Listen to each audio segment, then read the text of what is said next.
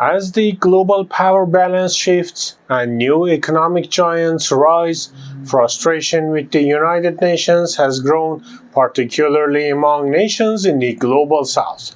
These countries argue that the UN established in the aftermath of World War II no longer represents their interests and is in dire need of reform.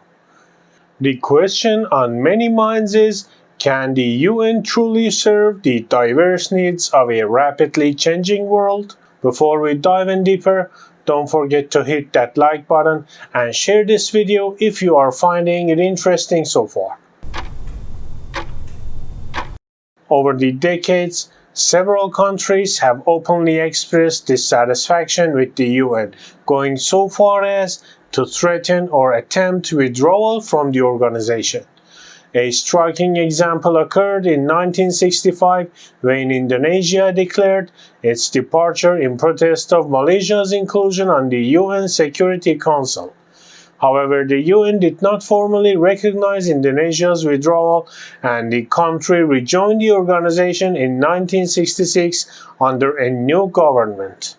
In 2016, the Philippines found itself in a similar position when then-President Rodrigo Duterte reacted furiously to UN criticism over his administration's controversial war on drugs.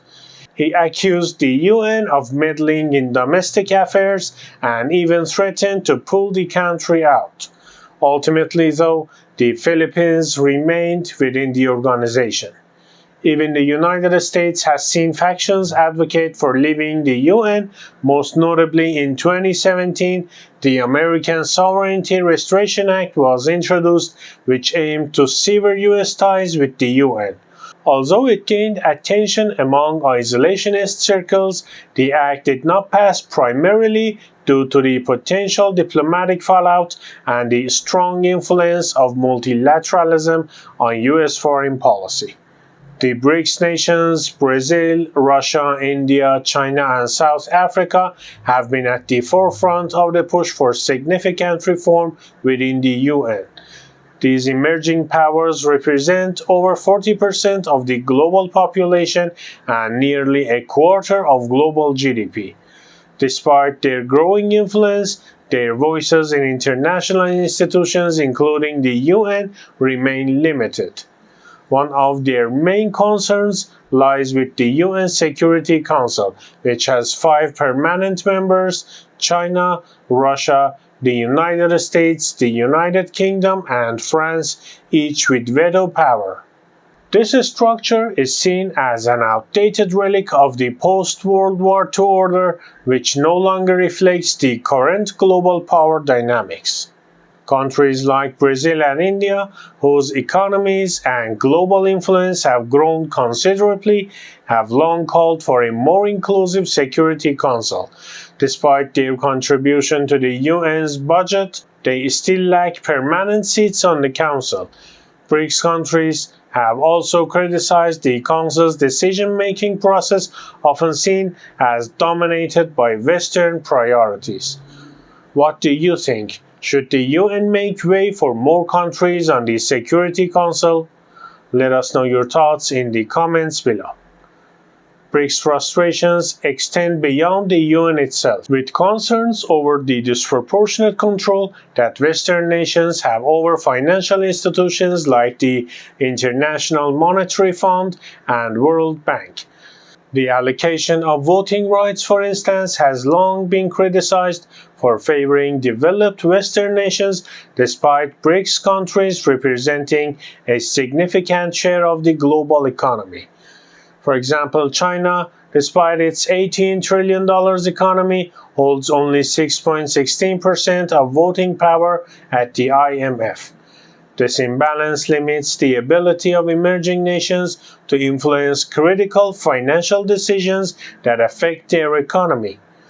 BRICS countries frequently accuse global institutions, including the UN, of favoring Western nations both in decision-making processes and in the enforcement of policies. This criticism is most prominent when it comes to human rights issues. Russia and China, for instance, have faced intense international scrutiny over their domestic policies. Russia for its treatment of LGBTQ+ individuals, and China for its actions in Tibet and Xinjiang. Meanwhile, similar issues in Western nations such as racial profiling or the treatment of indigenous populations often receive less global attention. This perceived bias is also evident in the international response to the Israel-Palestine conflict. While the international community swiftly condemned Hamas attacks on Israeli civilians, the response to Israel's retaliatory actions, such as the blockade of essential supplies to Gaza, has been more subdued. Human rights organizations, including Amnesty International, have raised concerns over potential war crimes, yet the global reaction has been inconsistent. Similarly, Europe's treatment of refugees has shown double standards. While Ukrainian refugees fleeing the war with Russia were welcomed into the EU with access to work, healthcare, and education, refugees from countries like Syria and Afghanistan have faced far stricter policies and physical barriers. BRICS nations also find themselves at odds with Western countries over environmental and trade policies. Western-led climate initiatives, though crucial, often place a disproportionate burden on developing countries. Emerging economies like India have made it clear that their transition to renewable energy must not come at the cost of their economic development. Coal, for example, still plays a vital role in India's energy mix. In the trade arena, agricultural subsidies in Western countries have long been a sore point for BRICS nations. The EU and the US, with their heavy subsidies, are accused of distorting global markets and undercutting farmers in developing economies. As BRICS nations continue to push for a more equitable global order, various proposals for reform have been put forward. Expanding the UN Security Council to include permanent seats for countries like India and Brazil is one such idea.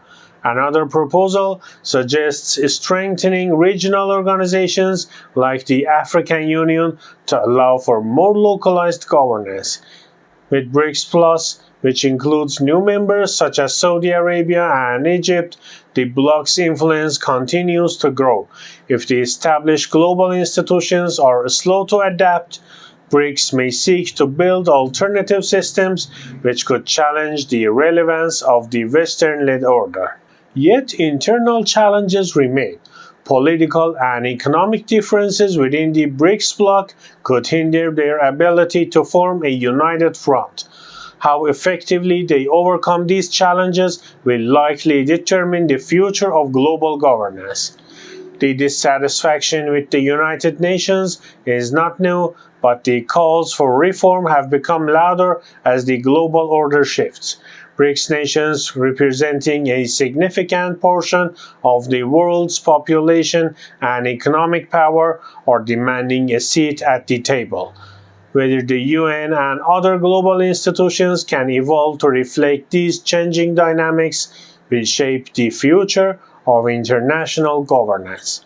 If you are still here, don't forget to hit that like button, subscribe to our channel, and ring the notification bell to stay updated on our future content about global economics and geopolitics. Thanks for watching.